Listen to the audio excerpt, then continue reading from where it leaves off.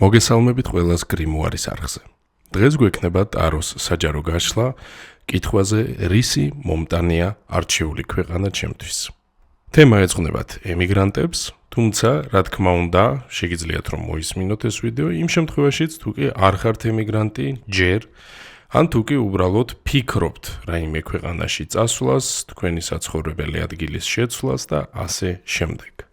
ერთ სიტყვით ჩაიფიქრეთ კითხვა, რას მომიტანს ესა და ეს ქვეყანა, შეგიძლიათ აირჩიოთ მხოლოდ ერთი ქვეყანა და შესაბამისად აირჩიოთ აქ მოცემული 4 ვარიანტიდან ერთს, ან შეგიძლიათ აირჩიოთ რამდენიმე ქვეყანა და აქ მოცემული 4 ვარიანტიდან, ასე ვთქვათ, მიუსადაგოთ მათ თითო, ჯამში გამოდის რომ მაქსიმუმ 4 ქვეყნის ჩაფიქრება არის შესაძლებელი. კონცენტრირდეთ ამ შეკითხვაზე, იფიქრეთ მასზე და აირჩიეთ აქ მოცემული 4 ვარიანტიდან ერთ-ერთი. აირჩიეთ ის, რომელსაც გიკარნახებთ შინაგანი ხმა და თქვენი გული. თუ გჭირდებათ მეტი დრო იმისათვის, რომ მოიფიქროთ, დააპაუზეთ ვიდეო და შემდგომ განაგრძეთ ყურება. მე კი შეგახსენებთ, რომ აუცილებლად გამოიწეროთ ჩვენი არხი, დაალაიქოთ ეს ვიდეო და შემდგომ კომენტარებში გამიზიარეთ, რამდენად რეზონირდა ინფორმაცია, რამდენად მოგეწონათ ეს ვიდეო, ან რაზე ისურვებდით, რომ ჩამეწერა მომავალი ვიდეოები. ხოლო მათთვის, ვისაც სურს პირად კონსულტაციაზე, ტაროს სესიებზე ან ენერგეტიკულ დიაგნოსტიკაზე ჩაწერა, ეკრანზე გამოჩნდება საკონტაქტო ინფორმაცია.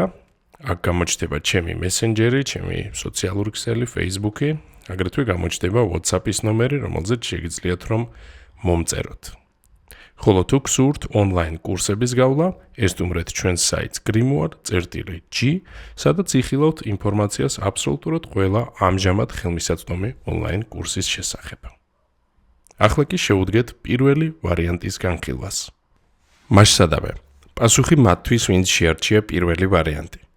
თქვენ შემთხვევაში იკითხება, რომ შერჩეული ქვეყანა იქნება ფინანსური კეთილდღეობის მომტანი, შეძლებთ რომ იპოვოთ იქ კარგი სამსახური, განვითარდეთ კარიერულად, მატერიალურად, ფინანსურად. შესაძლოა გაიჩინოთ მცირე მეგობრების წრეც, თუმცა არსებობს შემდეგი მომენტი. მიუხედავად იმისა, რომ ეს არკანი, აქ ამოსული ტაროს კარტი არის დადებითი ფინანსებთან მიმართებით, ის არ გვპირდება მაინც და მაინც ძალიან დიდ და გრანდიოზულ შედეგებს.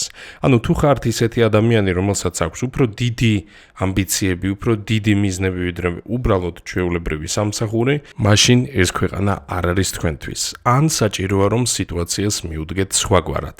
გამომდინარე იქიდან, რომ პაჟი, რომელიც აქ ამოვიდა, მართალია არის დადებითი პერსონაჟი ტაროში, მაგრამ როგორც წესი, პაჟები გამოირჩევიან ჩამოუყალიბებლობით, მომზადების ნაკლებობით, შეიძლება ასე ითქვას, და მათი ასე ვთქვათ, როლის სიმცირით, იმიტომ რომ ეს არ არის იმდენად წონადი პერსონაჟი, როგორც შეიძლება იყოს მაგალითად დედოფალი, მეფე და ასე შემდეგ. პლუს პაჟები არიან, რა თქმა უნდა, ტაროში ახალგაზრდა პერსონაჟები. ახლა ეს ინფორმაციის ნაკრები გვეუბნება რას? პირველი, შესაძლოა თქვენ მიდიოდეთ მოუმზადებლად, მაგალითად არ იცოდეთ ენა, მაგალითად არ გქონდეთ გარკვეული რა ხდება იმ ქვეყანაში, როგორი ბაზარია, როგორი მოთხოვნაა ამა თუ იმ პროფესიებზე, როგორია საშუალო შემოსავალი, როგორია ეკონომიკური მდგომარეობა და ასე შემდეგ. ანუ ბევრი ფაქტორი შეიძლება იყოს, რა თქმა უნდა, რომლის გარკვევაც ადამიანს სჭირდება, მანამ სანამ გაემგზავრება ამა თუ იმ ქვეყანაში და დაიწყებს იქ ახალი ცხოვრების აწყობას, ხომ ესეა? ამიტომ შეეცადეთ, რომ უკეთ მოემზადოთ და მოიძიოთ ინფორმაცია კიდევ სხვა ვარიანტების შესახებ, რადგან კი არსებული ვარიანტით ძალიან კარგია, თუ მაგალითად ახლა გიჭირთ, ჩქარობთ, რაიმე პრობლემის წინაშე დგახართ, იდეალური სტარტია. შეიძლება ძალიან კარგი დასაწყისი იყოს ეს. იმ შემთხვევაშიც თუ კი ასევე ხართ ახალგაზრდა ადამიანი, თუ კი ასაკით ხართ პატარა, ამ შემთხვევაში შეიძლება ჩაითვალოს 30 წელს ქვემოთ ადამიანები ამ კატეგორიაში დადებითად, ესე ვთქვათ, მაშინ ასევე შეიძლება ეს იყოს ძალიან კარგი და დადებითი ქვეყანა თქვენთვის. თუმცა თუ ხართ პირი 30 წელს ზემოთ, ან მით უმეტეს 40 ან 50 წლის, ან მეტის, ამ შემთხვევაში ეს ქვეყანა აღარ არის თქვენთვის საკმარისი, ან საჭიროა სხვაგვარად მიდგომა და ამ ქვეყანაში სხვაგვარად წასვლა. შესაბამისად, კიდევ გავიმეორებ, პირველი ვარიანტი არის ძალიან კარგი, დადებითი, უბრალოდ როგორც იტყვიან ხოლმე, უკეთესიც შეიძლებოდა რომ ყოფილიყო, შესაბამისად მოემზადეთ და განიხილეთ სხვა ვარიანტებიც. გისურვებთ წარმატებებს, მე კი გადავალ მომდევნო, მეორე ვარიანტზე. მასშტაბე. მეორე ვარიანტის პასუხი. ძალიან საინტერესო დამტყვევა გვაქვს. მეორე ვარიანტზე ვსაუბრობთ და ხმლების ორიანი ამოვიდა აქ. ნახეთ როგორი რაღაცა ხმლების ორიანი საერთოდ არის ერთის მხრივ გადაუწყვეტელობისა და მოუსრულებლობის არკანი, ანუ დიდი შანსია რომ ამ ქვეყანაში იდეაში არც წახვიდეთ, ან შეიძლება არც კი გქონდეთ გადაწყვეტილი წასვლა და უბრალოდ ისე აერჩიეთ ეს ვარიანტი. ნახეთ რატომ ხმლების ორიანი მეტყველებს იმაზე, რომ დიდი ალბათობით ეს იდეა დარჩება კვლავ იდეების სამყაროში და არ მოხდება მისი ხორცშესხმა. თუმცა თუ კი მაინც და მაინც დავახასიათებთ აღნიშნულ არჩევანს, დავუშვათ რომ აპრიორი მიდიხართ ამ ქვეყანაში, ამ შემთხვევაში რა მოხდება. პირველი რასაც გვეუბნება ეს პასუხი არის, რომ მთლად კარგი არჩევანი არ არის. კარგი იქნება სხვა ვარიანტიც განვიხილოთ. შეიძლება ეს არჩევანი გააკეთეთ ნაჩქარევად, შესაძლოა არ მოусმინეთ გონებას და მოусმინეთ მხოლოდ ინტუიციას, ამ პირიქით უსმენდით გონებას და გულისხმას არ დაუჯერეთ და ასე შემდეგ. ამიტომ არჩევნის გაკეთებისას იყავით ძალიან ფრთხილი. არ ვიცი, კარგი იქნებოდა რომ უფრო დეტალურად გამოგეკულიათ ეს ყველაფერი ამ საჯარო გაშლის გარდა, ანუ უფრო სიღრმისეულად გაერკვიეთ რა და როგორ იქნება ერთ სიტყვით, იმიტომ რომ ძალიან ბუნდოვანი სიტუაცია. მეორეს მხრივ ხმლების ორიანი მეტყველებს იმაზე, რომ გზები იყოფა, ანუ პრინციპში დიდი ალბათობით ეს არ არის ერთადერთი ბედის განვითარება და ბედის ღაზი, ანუ პირობითად თუ თქვენ აერჩიეთ რაღაც X ქვეყანა, ეს პასუხი შეიძლება მეტყველებდეს იმაზეც, რომ ამ ქვეყნიდან გადახვალთ Y ქვეყანაში, ან შესაძლოა შემდგომ Z ქვეყანაში და ასე შემდეგ. მარტივად რო ვთქვათ და მოკლედ, ეს არ არის ის ქვეყანა, რომელშიც თქვენ გაჩერდებით. ან იქ მიდიხართ ცოტა ხნით და შემდგომ გადადიხართ მესამე სხვა ქვეყანაში, ან კიდევ საუბარია იმაზე, რომ შესაძლოა გაგიჭირდეთ თქვენი ადგილის პოვნა, შესაძლოა არსებულ ქვეყანაში გაგიჭირდეთ ადაპტაცია, სამსახურის პოვნა და ასე შემდეგ. ძალიან ბევრი გადაწყვეტილებების წინაშე გაყენებთ ეს ქვეყანა, სავარაუდოდ აქ წასვლის სხვადასხვა ვარიანტებიც იქნება, რომელიც ასევე დამაბნეველი შეიძლება იყოს, ანუ აქ მაგალითად შეიძლება იყოს უშუალოდ ტრანსპორტზეც საუბარი, პირობითად თვითმფრინავით წავიდე, გემით წავიდე თუ ასე შემდეგ. ვერ ვიტყვი რომ სარისკო გადაწყვეტილებაა, თუმცა ცოტა რთული, ანუ შეიძლება ძალიან დიდი დრო დაგვეკარგოს და შეფერხებებით იქნება ზოგადად ეს გზა სავსე. ამიტომ მე გირჩევდით რომ ამ ეტაპზე წასვლისაგან თავი შეიკავოთ და იფიქროთ უპირველეს ყოვლისა რისი გაკეთება არის შესაძლებელი იქ, სადაც ახლა იმყოფებით, რისი შეცვლა არის შესაძლებელი იქნება და ყველაფერი არ გიცდია, ხომ? ამიტომ რატომ წავიდეთ ესე აჩქარევად, ნაადრევად. და მეორეს მხრივ ვიფიქრებდი კიდევ სხვა ალტერნატივაზე, რადგან მგონია რომ ეს ვარიანტი არ არის სათქვენო და ბევრად უკეთესი ვარიანტიც გამოჩნდება.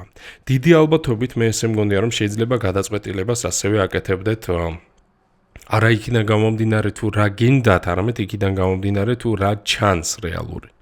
მაგალითად, შეიძლება თქვენთვის იყოს საოცნებო ერთი ქვეყანა, მაგრამ გადაწყვეტილი გქონდეთ მეორეში წასვლა, იმიტომ რომ გსმენიათ რომ უფრო მარტივია აქ ჩასვლა, ან რომ უფრო მარტივია იქ ქართველებისთვის ცხოვრება და ასე შემდეგ. ამიტომ მე რასაც გირჩევთ არის რომ პირველ რიგში ეძებოთ ის, რაც მართლა გინდათ, საითკენაც მართლა გაგიწევთ თქვენი გული, თქვენი სული, თქვენი შინაგანი ხმა, საითაც გეკაჩებათ ესე რო ვთქვათ, ან ისეთი ქვეყნისკენ აიღეთ გეზი, რომელზეც შეიძლება მაგალითად წარსულში გეოცნებათ, რომელშიც შეიძლება გდომებოდათ მოხვედრა და ასე შემდეგ. რადგან შესაძლოა სიტუაციების სინამდვილეში ამ კუთხით ბევრად უფრო მარტივად წარიმართოს. ანუ გამოვიდა როგორი რაღაც, ხომ, რომ ვაკეთებთ კომპრომისს იმ იმედით, რომ ასე უფრო მარტივი იქნება და აღმოჩნდა, რომ პირიქით კომპრომისს უფრო მეტი სირთულეები მოაქვს. იფიქრეთ ერთ სიტყვით, ჯერ მიიღებთ გადაწყვეტილებას, არ არის კარგი პერიოდი წასვლისათვის, თუ კი მაინც და მაინც წახვალთ, დიდი ალბათობით ეს არ იქნება საბოლოო გაჩერება და მაქსიმუმ 2 წელიწადში წამოხვალთ. ან უკან დაბრუნდებით, ასე ვთქვათ, პირველ წერტილში პირობითად სამშობლოში თუ კი აქედან მიდიხართ, ან კიდევ გადახვალთ სხვა მესამე ქვეყანაში. გისურვებთ წარმატებებს, დროებით გემშვიდობებით და ახლა გადავალ მესამე ვარიანტის პასუხზე. მასშტაბი მესამე ვარიანტის პასუხი. მესამე ვარიანტში ძალიან კარგი პასუხია მოგდის მონეტების 6-იანი ამოგვივიდა, რომელიც მეტყველებს კარგ ეკონომიკურ მდგომარეობაზე, კარგ ფინანსურ მდგომარეობაზე, დიდი ალბათობით ასევე გამართლებაზე დოკუმენტებთან დაკავშირებით. ანუ ძალიან დიდი ალბათობით შეძლებთ დოკუმენტების გაკეთებას, თუ უკვე აკეთებთ რაღაცას და ელოდებით, მაშინ შეიძლება მალე მოვიდეს კარგი და დადებითი პასუხები. აქვე ხაზი უნდა გაესვას, რომ აქ უფრო შეიძლება განვიხილოთ ისეთი ვარიანტები, რომლებიც ეხება მაგალითად, სხვადასხვა სახის სოციალურ დახმარებებს, დევნილის ტოლვილის სტატუსის აღებას, თქვათ, იქ არის кейსები, პირობითად სექსუალური შევიწროების ვარიანტების, ორიენტაციის, რელიგიის კუთხით და ასე შემდეგ. ისეთ რაღაცაზეა საუბარი მონეტების 6-იანში, სადაც ადამიანი ეძებს თავშესაფარს, ან სადაც მას რაღაც ფორმით სახელმწიფო ეხმარება, აფინანსებს ან ხელს გამოუწვდის, ასე რომ თუ რაიმე მსგავსზე ფიქრობთ, ძალიან კარგი. შემდგომ ახლა მეორე რაც აქ იკითხება, დადებითი ფინანსური განვითარება. თან დიდი ალბათობით შეძლებთ გარკვეული დროის შემდგომ ან თქვენივე პროფესიით მოღვაწეობას, ან შეძლებთ რომ იპოვოთ თქვენთვის სასურველი, სასიამოვნო და საყვარელი საქმიანობა.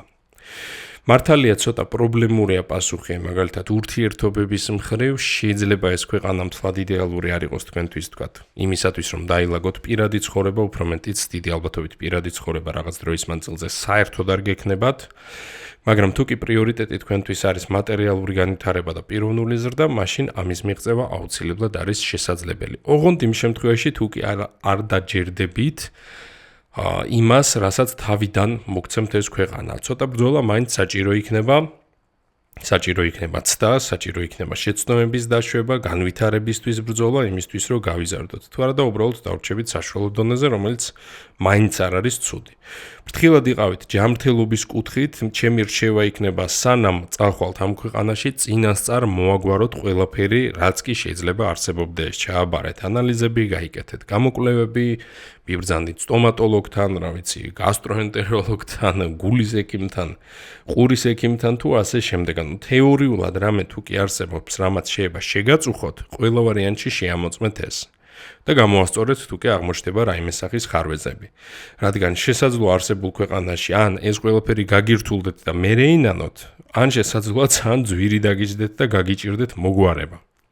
მეორე, გაარკვიეთ როგორი მაგალითად ჰავა ამ ქვეყანაში, როგორი საკვები, რამდენად გიხდებათ ესეთი კლიმატი, არ აღმოჩნდეს ახლა რომ ნესტზე გაქვთ ალერგია მაგალითად, ან რომ სიცხეს ვერით ან სიცივეს და ასე შემდეგ. ჯანმრთელობის კუთხით მოკლედ რო ვთქვათ, გჭირდებათ ცოტა მომზადება, წინასწარ დაფიქრება და თუ ყველაფერს დაალაგებთ, რა თქმა უნდა, არავითარი პრობლემები არ იქნება და ყველაფერი ჩაივლის ძალიან კარგად.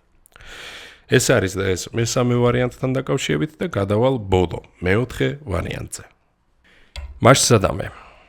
ბოლო, მეოთხე ვარიანტი, სადაც ამოგვივიდა კვერთხების 4-იანი, რომელიც არის პირდაპირ გადასარევი და მშვენიერი კარტი. დიდი ალბათობით იპოვით თუ არა თქვენს მუდმივ სახლს, ყოველ შემთხვევაში მეორე სახლს მაინც ამ ქვეყანაში. დიდი ალბათობით ძალიან კომფორტულად იგრძნობთ თავს, ფიქრობ რომ მოგეწონებათ კულტურა, სოციუმი, გარემო რომელშიც იქნებით. ძალიან დიდი ალბათობაა იმისაც, რომ ან გაიჩინოთ მეგობრები, ან დაალაგოთ პირადი ცხოვრება. თუ ხართ დაუოჯახებელი, არსებობს შანსები იმისაც კი რომ დაოჯახდეთ. კარიერული კუთხით ნორმალურია, ფინანსებთან დაკავშირებით მაინც და მაინც ბევრს არ გვეუბნება ეს კარტი და დიდად არ საუბრობს მატერიალურ მდგომარეობაზე, მაგრამ ნახეთ როგორი რაღაცა მივუდგები ესეთ პასუხებს შემდეგი ლოგიკით. ჩანს აქ რა? ჩანს ემოცია. ემოცია არის ძალიან დადებითი, ძალიან სასიამოვნო, პირდაპირ საზეიმო შეიძლება ასე ითქვას. და ჩდება ლოგიკურად კითხვა, ხო, თუ ადამიანი ამდენად კარგად არის განწყობილი, თუ კი ესე კარგად გრძნობს თავს და ბედნიერია, შესაბამისად გამოდის, რომ ეკონომიკურადაც კარგად ყოფილა, ხო, თქვა ჯანმრთელობის მხრევადაც კარგად ყოფილა, რადგან ხო თქვა, როცა გიჭირს, დიდად არ გიხარი არაფერი, ან როდესაც რაღაც გაწუხებს და ჯანმრთელობის პრობლემა გაქვს, რა თქმა უნდა, ვერ იქნები ბედნიერი. ამიტომ ლოგიკურად ვასწრებ, რომ ალბათ ფინანსებში, მატერიალურ სფეროებში, ჯანმრთელობასთანაც ყველაფერი კარგად არის, იმიტომ რომ მთლიანობაში ფონი ემოციური ძალიან კარგია.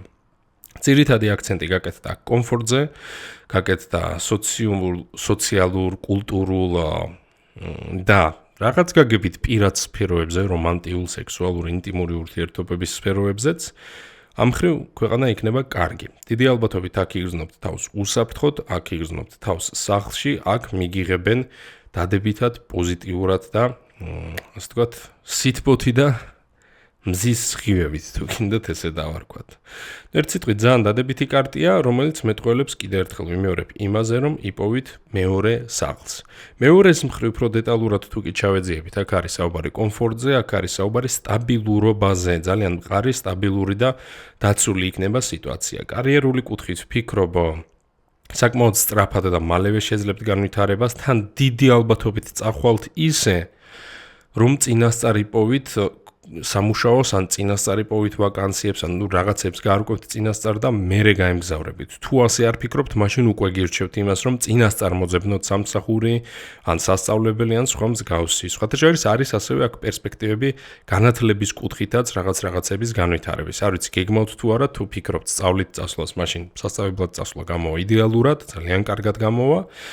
თუ არა და შეიძლება მერე, როდესაც ჩახვალთ, გადაწყვიტოთ გარკვეული დროის შემდგომ სწავლაც, რამაც რა თქმა უნდა შეიძლება ასევე გაგიმარტივოთ იმ ქვეყანაში ყოფნა, არსებობა, სხვადასხვა დოკუმენტების მოპოვება და სამსახურის პოვნა და ასე შემდეგ. ასე რომ მთლიანობაში პასუხი არის ძალიან დადებითი. შეიძლება ითქვას, რომ ამ 4 შორის ყველაზე დადებითიც კი. ერთ სიტყვით, ამით სრულდება ჩვენი საჯარო გაშლა დღევანდელი. იმედი მაქვს, რომ მოგეწონათ, აუცილებლად გამიზიარეთ თქვენი პასუხები კომენტარებში. და ლაიქეთ ეს ვიდეო და გამოიწერეთ ჩვენი არხი. შეგახსენებთ, რომ პირად კონსულტაციებზე ჩასაწერად შეგიძლიათ მომმართოთ პირადში, ჩემს საკონტაქტო ინფორმაციას იხილავთ ეკრანზე და ასევე ვიდეოს ქვეშ, აღწერაში. ხოლო თუ გსურთ ონლაინ სასწავლო კურსების გავლა, ეწვიეთ ჩვენს საიტს grimoire.g. დროებით გემშვიდობებით და ყველას გისურვებთ წარმატებებს.